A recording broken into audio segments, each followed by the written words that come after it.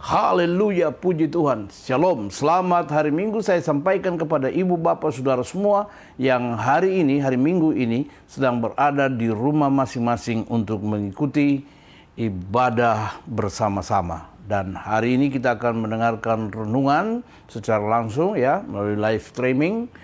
Setelah itu saudara akan naikkan pujian dan berdoa di keluarga saudara masing-masing. Nah, kita tunduk kepala dan kita berdoa. Terima kasih Tuhan buat hari Minggu yang luar biasa ini, karena kembali Tuhan mengizinkan kami untuk mendengar akan firman-Mu. Sekarang kami buka hati bagi firman-Mu, berbicara kepada kami semua.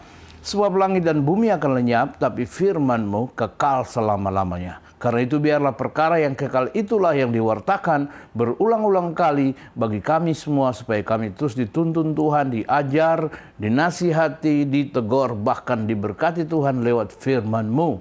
Dan jika ada di antara kami yang hari ini sedang ada dalam masalah, pergumulan, tantangan, kesulitan hidup, kami percaya melalui kehadiran Tuhan di rumah kami masing-masing, di hidup kami, Tuhan mampu memulihkan keadaan kami semua. Terima kasih Tuhan. Urapi kami dengan urapan yang baru supaya firman-Mu boleh menjadi berkat bagi kami sekalian. Dalam nama Tuhan Yesus kami siap menyambut firman-Mu. Haleluya. Amin. Amin. Amin. Puji Tuhan. Nah, hari ini kita akan membaca satu bagian firman Tuhan yang terdapat di dalam, atau beberapa ayat firman Tuhan yang terdapat dalam Kisah Para Rasul pasalnya yang pertama ayat 1 sampai ayatnya yang kelima ya. Kisah Para Rasul pasal pertama ayat 1 sampai 5, begini bunyi firman Tuhan. Hai Theophilus, dalam bukuku yang pertama aku menulis tentang segala sesuatu yang dikerjakan dan diajarkan Yesus sampai pada hari ia terangkat. Sebelum itu ia telah memberi perintahnya oleh Roh Kudus kepada rasul-rasul yang dipilihnya. Kepada mereka ia menunjukkan dirinya setelah penderitaannya selesai, dan dengan banyak tanda ia membuktikan bahwa ia hidup. Sebab selama 40 hari ia berulang-ulang menampakkan diri dan berbicara kepada mereka tentang kerajaan Allah. Ayat 4 dan ayat 5 perhatikan baik-baik. Pada suatu hari ketika ia makan bersama-sama dengan mereka, ia melarang mereka meninggalkan Yerusalem dan menyuruh mereka tinggal di situ menantikan janji Bapa, yang demikian katanya, telah kamu dengar daripadaku. Sebab Yohanes membaptis dengan air, tetapi tidak lama lagi kamu akan dibaptis dengan Roh Kudus. Amin. Puji Tuhan. Demikian jawab pasal pembacaan firman Tuhan bagi kita semua. Dan yang berbahagia adalah mereka yang mendengar firman, menaruh dalam hatinya, melaksanakan dalam hidupnya hari lepas hari sampai Tuhan Yesus datang kembali. Setelah perhatikan dalam flyer kita itu, judulnya adalah pesan terakhir Yesus sebelum ke sorga. Jadi hari ini saya mau sampaikan pesan terakhir Yesus sebelum dia terangkat naik ke sorga. Kita semua ketahui bahwa setelah Yesus bangkit, maka dia tidak langsung naik ke sorga, tetapi selama 40 hari masih ada di muka bumi ini, dan berulang kali dengan berbagai cara dia datang menampakkan diri kepada murid-muridnya. Dia membuktikan bahwa dia hidup, dia sudah bangkit dari antara orang mati, dia memulihkan keadaan mereka, ya, memberikan instruksi-instruksi kepada mereka. Lalu kemudian setelah 40 hari, maka Yesus naik ke sorga. Luar biasa, puji Tuhan. Nah, hari ini kita bicara tentang pesan terakhir sebelum Tuhan Yesus naik ke sorga. Memang ada banyak pesan, ibu bapak yang kasih dalam Tuhan. Tapi dari dalam perikop ini saya mau bicara pesan terakhir yang Yesus sampaikan kepada murid-muridnya sebelum dia terangkat ke sorga. Dan pesan terakhir itu sangat penting. Namanya juga pesan, kalau kita baca di dalam kamus bahasa Indonesia, itu pesan itu memiliki arti bahwa itu adalah perintah atau nasihat atau permintaan. Jadi sebelum dia berangkat naik ke sorga, ada permintaan, ada perintah, ada pesan kepada murid-murid yang dikasihinya sebelum dia terangkat ke sorga. Dan Namanya juga saat-saat terakhir, Ibu Bapak yang kasih dalam Tuhan, itu berarti bahwa pesan itu atau perintah itu sangat penting sekali. Dan perintah yang kita baca tadi atau pesan yang kita baca tadi dalam Kisah Rasul pasalnya yang pertama ini, saudara-saudara, ayat 4 dan ayat 5 itu berkata bahwa mereka dilarang untuk meninggalkan Yerusalem. Jangan tinggalkan Yerusalem. Saya melihat minimal ada 2 pesan ya. Tapi kita bicara dulu tentang pesan yang pertama. Pesan yang pertama adalah jangan tinggalkan Yerusalem. Kembali saya baca ayatnya supaya kita bisa memahaminya. Pada suatu hari ketika ia makan bersama-sama dengan mereka, ia melarang mereka meninggalkan Yerusalem, melarang mereka meninggalkan Yerusalem, dan menyuruh mereka tinggal di situ menantikan janji Bapa. Jadi melarang mereka jangan tinggalkan Yerusalem, menyuruh mereka, memerintahkan mereka untuk tinggal di situ menantikan janji Bapa. Apa janji Bapa itu? Yang demikian katanya, telah kamu dengar daripadaku. Jadi mereka sebenarnya sudah dengar dari Tuhan Yesus itu. Sebab Yohanes membaptis dengan air, tetapi tidak lama lagi kamu akan dibaptis dengan Roh Kudus. Wow, ini yang luar biasa. Jadi pesan yang pertama atau pesan terakhir dari Yesus ini adalah jangan tinggalkan Yerusalem. Saya tidak membahas tentang Yerusalem itu apa. Kita semua sudah tahu tentang Yerusalem itu adalah pusat komando atau ibu kota dari Israel. Di zaman dulu ya, Ibu Bapak yang kasih dalam Tuhan, memang ibu kota Israel adalah Yerusalem. Setelah Israel merdeka tahun 1948, maka ibu kota negara Israel secara politik di dunia ini itu adalah Tel Aviv. Tapi kemudian di zaman Trump ya, zaman Trump Presiden Amerika ya, Donald Trump itu kita ingat bahwa ibu kota negara dipindahkan ke Yerusalem. Wah, ini sesuatu yang luar biasa. Tapi saya tidak mau bicara itu ya. Saya mau bicara tentang pesan Yesus agar murid-murid jangan tinggalkan Yerusalem. Ada apa? Ada apa di Yerusalem sehingga Yesus meminta mereka untuk tidak meninggalkan Yerusalem? Ada apa di sana? Ternyata ibu bapak yang kekasih dalam Tuhan, mereka harus tinggal di Yerusalem karena mereka harus menanti janji Bapa. Mereka menanti janji Bapa. Jadi apa janji Bapa itu? Tentang Roh Kudus. Bahwa Roh Kudus akan dicurahkan tapi di Yerusalem. Wah, ini sesuatu yang luar biasa ya. Roh Kudus dicurahkan di Yerusalem. Karena itu Yesus melarang mereka agar jangan meninggalkan Yerusalem. Tunggu di sana. Tunggu janji Bapa. Lalu kemudian kita lihat ya, saya hanya mau bicarakan tentang intinya saja ya. Jadi intinya di sini, jangan tinggalkan Yerusalem itu berbicara tentang 2 hal. Ya. Sekali lagi, intinya di sini jangan tinggalkan Yerusalem itu mau berbicara tentang 2 hal menurut saya ya, 2 hal menurut saya. Hal yang pertama bahwa murid-murid harus menaati Tuhan, menaati perintah. Itu sebenarnya. Tuhan mau agar mereka menaati perintahnya, menaati firman-Nya saja. Hidup dalam ketaatan. Bahwa dia suruh mereka untuk jangan kemana-mana, tunggu saja di Yerusalem, janji Bapa di situ. Mereka harus taati itu. Jadi jangan tinggalkan Yerusalem, tunggu janji Bapa di Yerusalem. Wow, luar biasa. Itu yang Yesus mau. Taat saja. Karena itu hari-hari ini saya mau beritahukan kepada kita semua ya, kekristenan sebenarnya itu adalah hidup taat akan Tuhan. Itu kekristenan. Menaati Tuhan. Menghidupi Tuhan melalui firman-Nya yang kita baca, kita renungkan, dan kita taati. Kita lakukan setiap hari. Itu Kristen. Jangan hanya kita hafal ayat-ayat di kepala kita bisa menyebut tanpa titik koma, tapi kelakuan kita berbeda dengan ayat-ayat itu.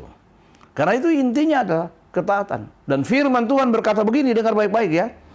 Firman Tuhan berkata begini dalam Amsal 13 ayat 13. Siapa meremehkan firman, ia akan menanggung akibatnya. Tetapi siapa taat kepada perintah akan menerima balasan. Wow, luar biasa. Jadi yang Tuhan mau itu kita taat kepada perintah. Karena kalau kita taat, kita akan menerima balasan. Atau dengan kata lain, kalau kita taat, maka kita pasti diberkati oleh Tuhan. Karena Tuhan mau kita taat. Jadi sekali lagi kembali kepada hidup Kristen tadi yang saya sampaikan, bahwa hidup Kristen itu adalah hidup dalam ketaatan kepada Tuhan.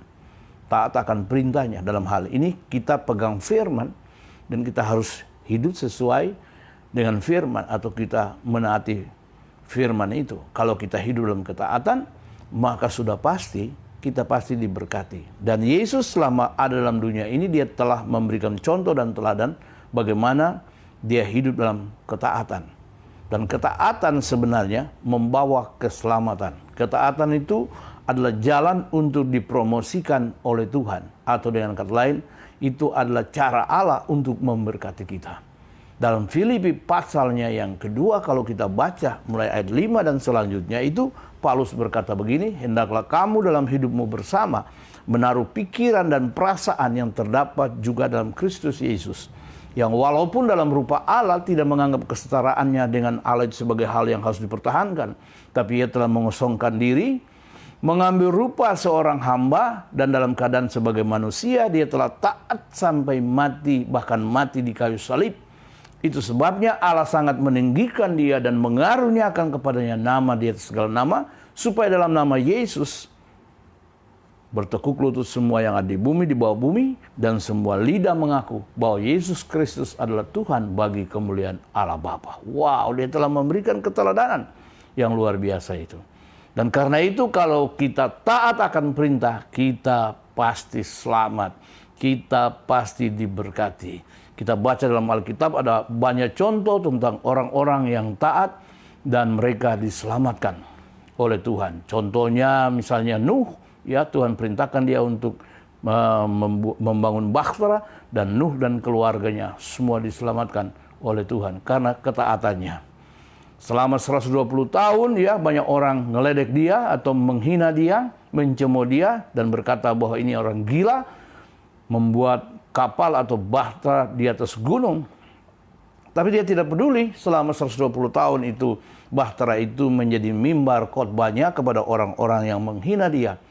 Tapi mereka tidak mau taat. Dan akhirnya datang hukuman dan Nuh dan keluarganya selamat bersama dengan binatang-binatang, ya hewan-hewan yang disuruh Tuhan untuk masuk dalam bahtera itu. Kita lihat juga Abraham ketika dipanggil oleh Tuhan, diperintahkan Tuhan untuk pergi ke negeri yang akan kutunjukkan kepadamu. Abraham tidak bertanya mana surat jalan, mana alamat dari Tuhan, tetapi Abraham segera menaati perintah Tuhan lalu berjalan dengan iman. Luar biasa ya. Itu sesuatu yang luar biasa. Jadi orang-orang yang beriman itu sebenarnya itu identik dengan hidup taat. Jadi kalau ada seseorang yang hidup menaati Tuhan, ya, dia hidup menaati perintah-perintah Tuhan, dia adalah orang yang beriman. Ada contoh-contoh yang lain lagi yang begitu banyak di dalam Alkitab yang kita bisa baca ya, tentang ketaatan-ketaatan yang membawa kepada berkat dan bukan kepada kutuk. Seperti contohnya Naaman ya, panglima perang itu. Bagaimana seluruh badannya itu dipenuhi dengan kusta.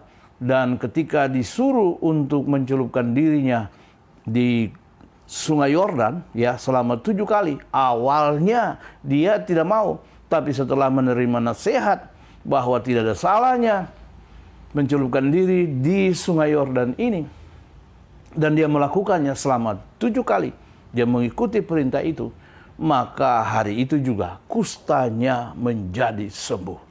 Ketaatan membawa berkat. Wow, luar biasa.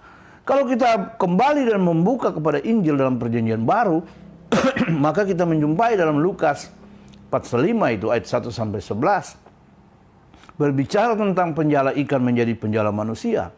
Pada waktu Yesus datang ke pinggir pantai dan melihat itu nelayan-nelayan, mereka sudah menarik perahu mereka ke darat dan mereka sudah mulai mencuci jala mereka, dan hari itu mereka tidak dapat apa-apa.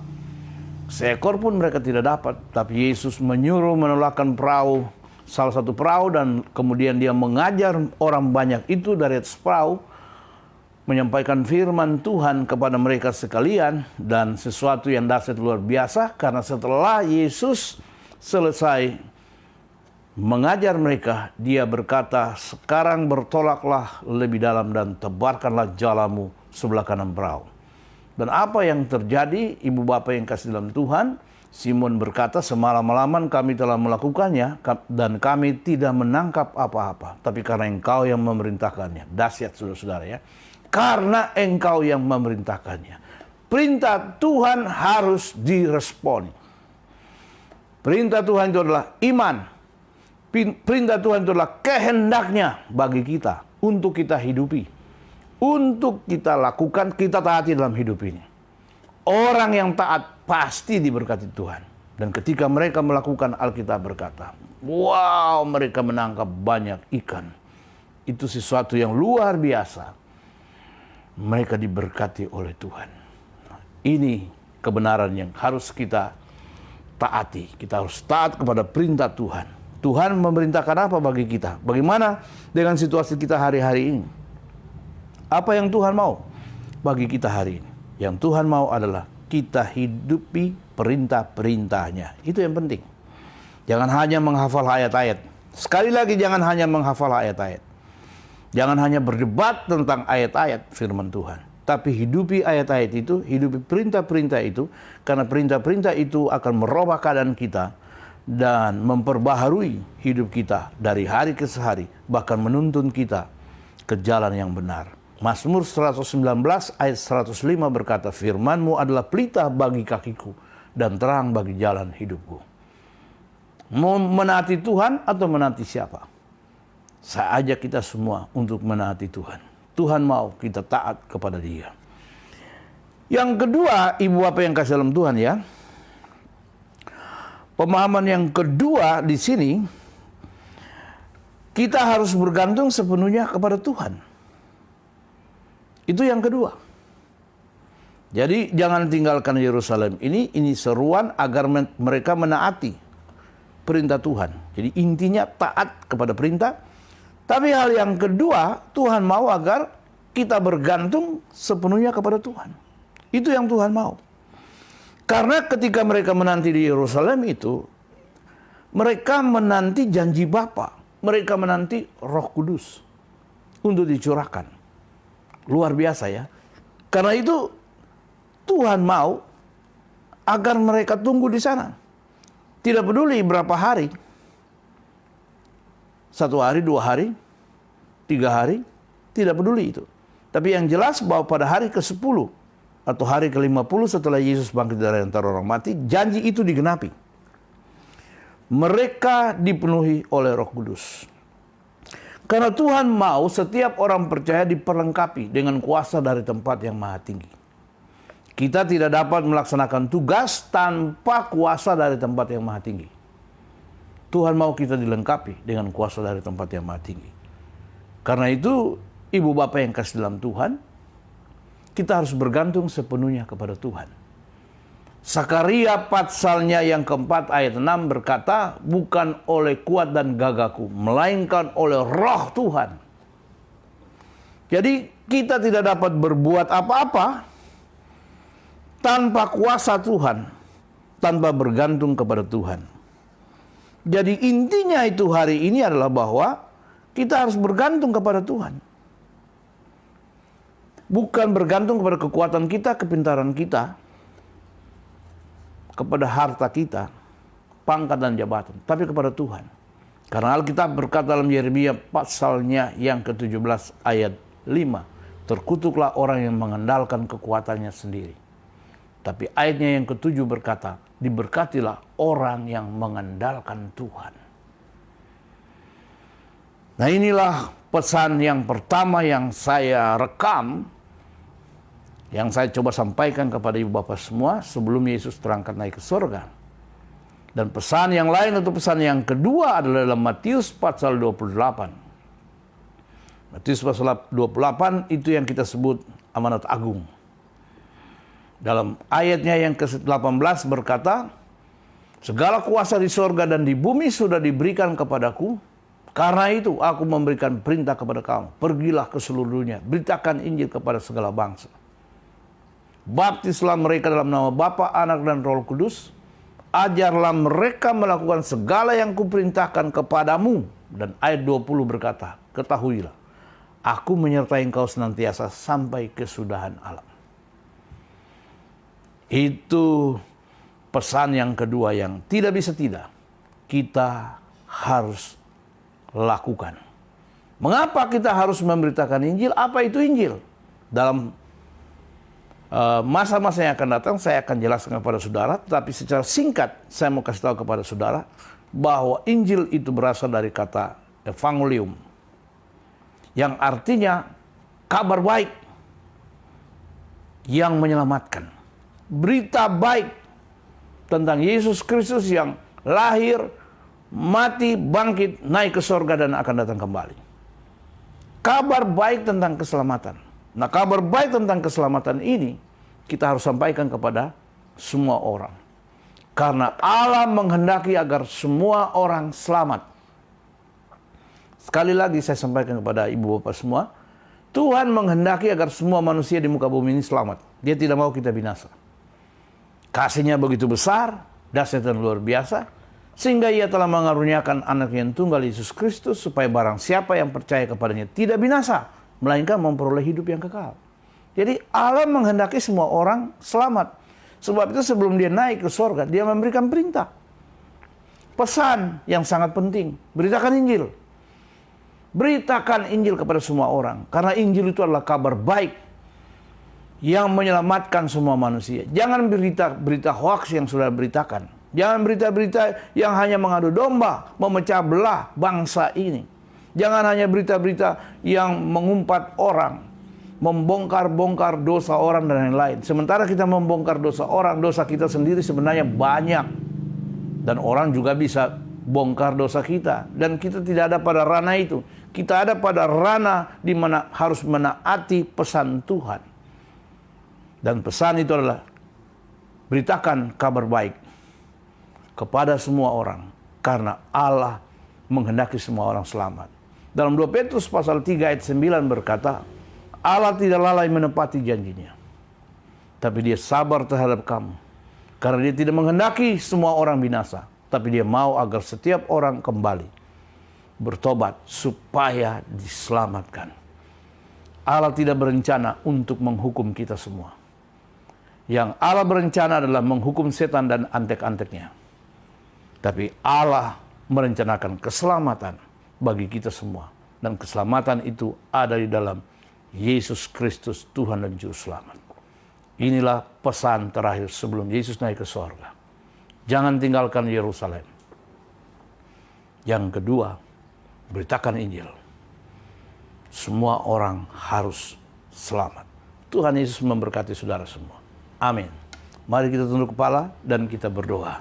Terima kasih Tuhan, kami sudah mendengar firman. Ajar kami untuk menghidupi firman-Mu, karena dengan kami menghidupi firman-Mu, hidup kami pasti mengalami perubahan. Dan kami berkenan kepada Tuhan, sehingga Tuhan terus akan menuntun kami, menjaga dan memakai kami semua menjadi alat kemuliaan-Mu Tuhan. Berkati semua jemaat-Mu yang saat ini sedang mengikuti dan mendengar akan renungan firman live streaming ini Tuhan. Tuhan berkati mereka semua di rumah mereka masing-masing. Apapun masalah pergumulan yang mereka hadapi, kami tahu Tuhan adalah jawaban bagi kami semua. Terima kasih Tuhan. Asal kami hidup menaati Engkau Tuhan, berkenan kepadamu, maka Tuhan tidak melupakan kami. Tuhan pasti menolong kami dan memberkati kehidupan kami semua. Terima kasih Tuhan. Berkati pemerintah bangsa dan negara kami ini, kami bersyukur karena mulai hari-hari ini ke depan ada perubahan-perubahan yang sangat luar biasa dengan masalah COVID-19 ini. Kami tetap yakin bahwa ke depan negeri kami pasti pulih kembali. Baik masalah ekonominya, masalah kesehatan, situasi politik dan keamanan semua pasti aman terkendali. Karena tangan Tuhan yang dahsyat ada di atas pemimpin-pemimpin bangsa kami. Teristimewa Bapak Presiden dan Bapak Wakil Presiden Jokowi dan Ma'ruf Amin.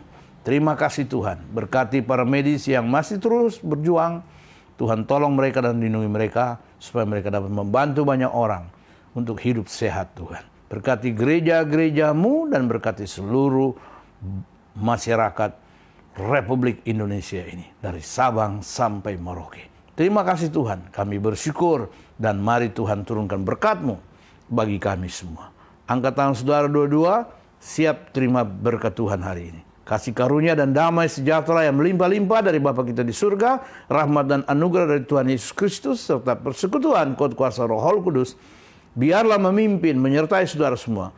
Mulai hari ini sampai Maranatha, Tuhan Yesus datang kembali. Semua kita yang diberkati, bersuka cita, dan tetap punya pengharapan dalam Yesus, sama-sama kita katakan, amin, amin, amin. Puji Tuhan.